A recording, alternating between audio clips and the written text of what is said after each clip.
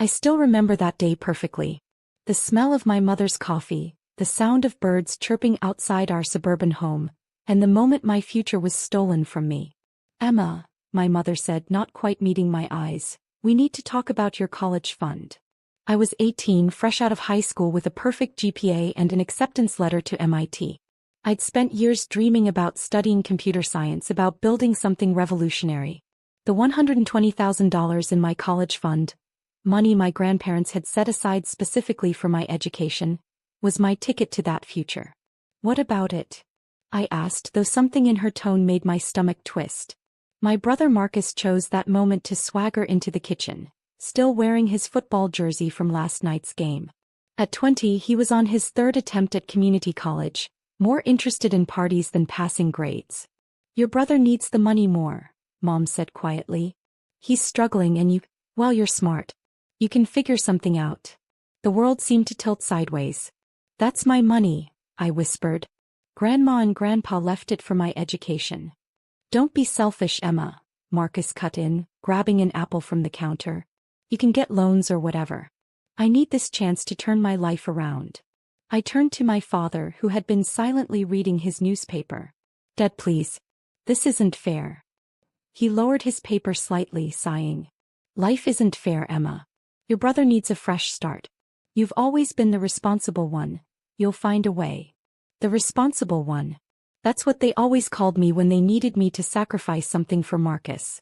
When they missed my science fair to attend his football game. When they spent my 16th birthday money on his car repairs. When they chose him over and over again. I got into MIT, I said, my voice shaking. This was my dream. Dreams change, Mom replied, already pulling out the paperwork to transfer my college fund to Marcus's account. Maybe consider the local community college? You could live at home, save money. I watched as she signed away my future, remembering all the nights I'd stayed up late studying while Marcus partied. All the achievements I'd earned while he coasted on charm and excuses. All the times I'd been told I was the smart one, only to discover that being smart meant I deserved less support, not more. There, Mom said, finishing the last signature. It's done. Marcus, honey, this is your chance to really apply yourself.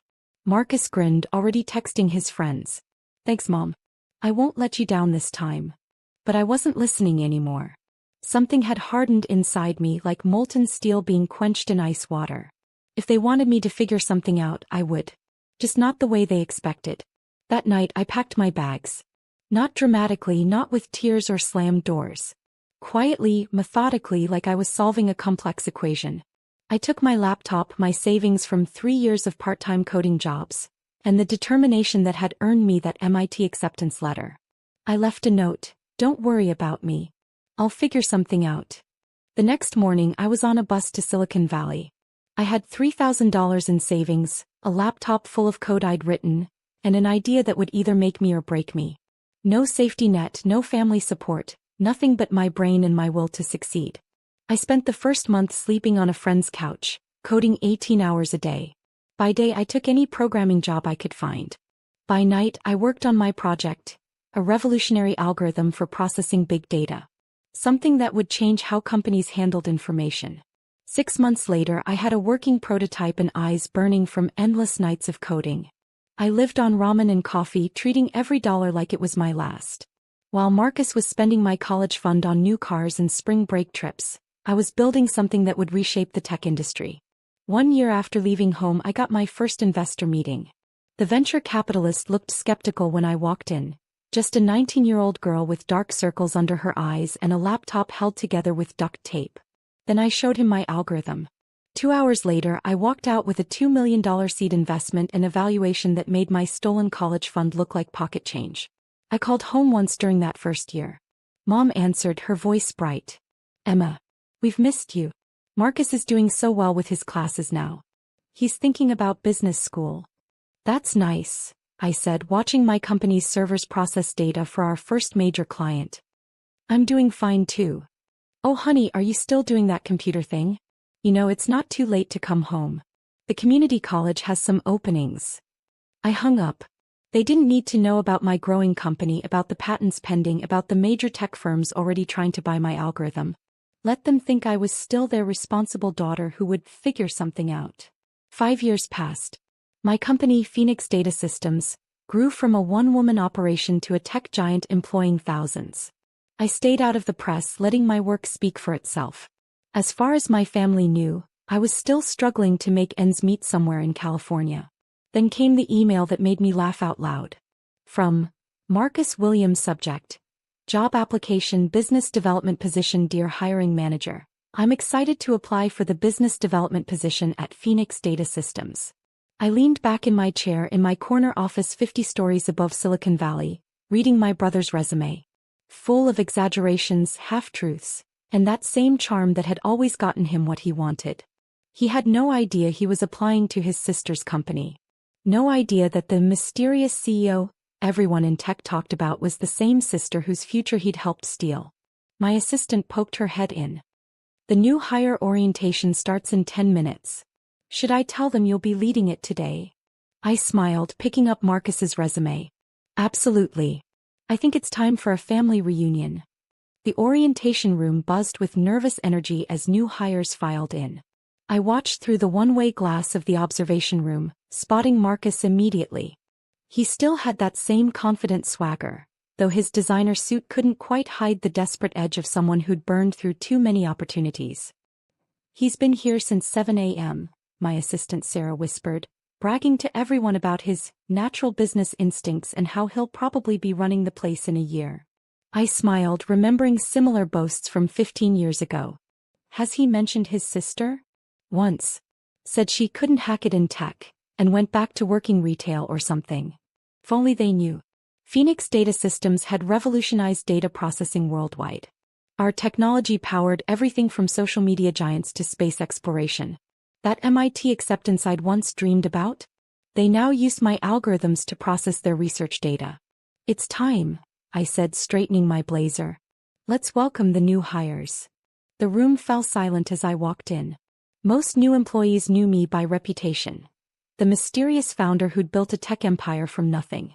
Marcus, scrolling on his phone in the front row, didn't even look up. Welcome to Phoenix Data Systems, I began, scanning the room. I'm Emma Williams, founder and CEO. The sound of Marcus's phone clattering to the floor was almost comical. His head snapped up, face draining of color as recognition hit him. Our eyes met for the first time in 15 years. Emma? He whispered, looking like he'd seen a ghost. Hello, Marcus, I replied calmly. Interesting resume you submitted. Though I notice you left out some details about your educational funding. The other new hires looked between us, confusion turning to interest as they sensed drama unfolding. Marcus stood up, trying to regain his composure. This is some kind of joke, he stammered. You can't be. I pulled up his application on the presentation screen. Marcus Williams, 3 attempted business degrees, funded by a transferred college fund of $120,000. Current status, incomplete. Interesting investment return. That money was mine, he blurted, then immediately realized his mistake as murmurs rippled through the room. No, Marcus. It wasn't. I clicked to the next slide. My company's current valuation. That money was meant for MIT. For someone who would figure something out. And I did. The number on screen made several people gasp. $50 billion. My stolen college fund multiplied by over 400,000 times. Everyone except Mr. Williams is free to proceed to their department orientations, I announced. Sarah will guide you. As the room emptied, Marcus stood frozen, staring at the valuation number like it was written in alien script. Sit down, I said, taking my own seat. Let's discuss your application. He collapsed into his chair, his carefully constructed confidence crumbling. Emma, I didn't know. Clearly. I opened his file. Your resume claims you have extensive experience in corporate development.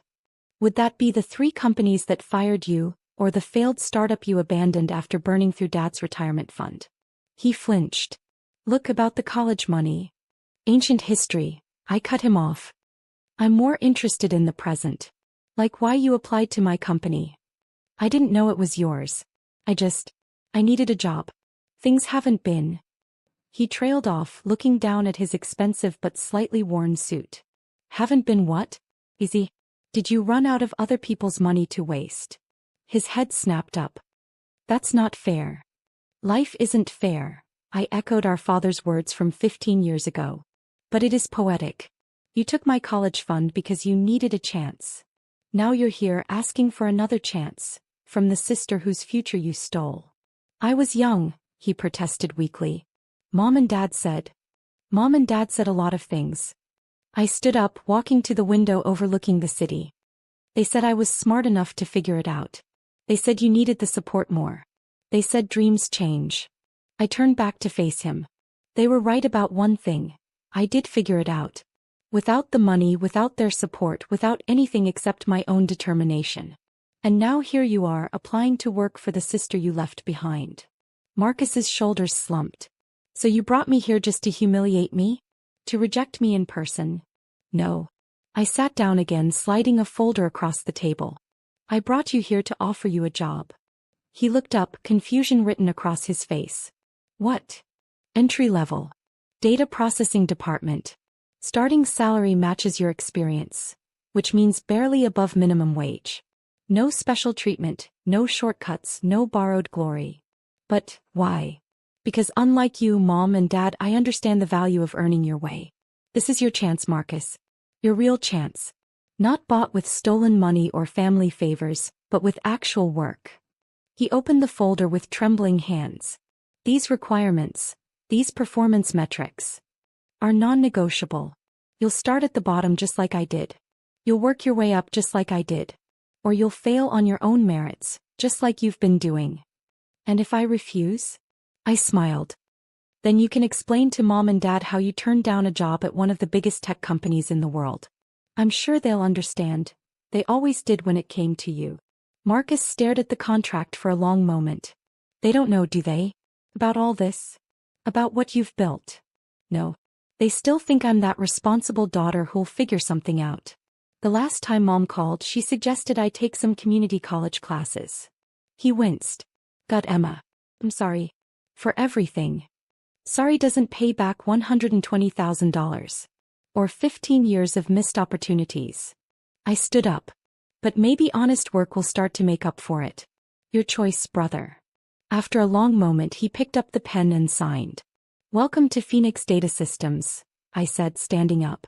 Orientation starts at 8 a.m. tomorrow. Don't be late. Emma, he called as I reached the door. Did you ever think about reaching out? Letting them know? I paused. They'll find out soon enough. The company's going public next month. Should be interesting when they see my name in the headlines. As I walked back to my office, my phone buzzed with a text from Mom. Honey, have you thought more about those community college classes? It's never too late to get a proper education. I smiled, thinking about the upcoming IPO that would make me one of the richest women in tech. About the headlines that would show my family exactly what their responsible daughter had built. About Marcus's first day tomorrow, learning what it means to actually earn something.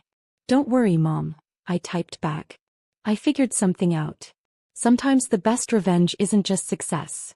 It's success so massive it turns stolen opportunities into pocket change. And sometimes the hardest lesson isn't learning to succeed. It's learning to work for it.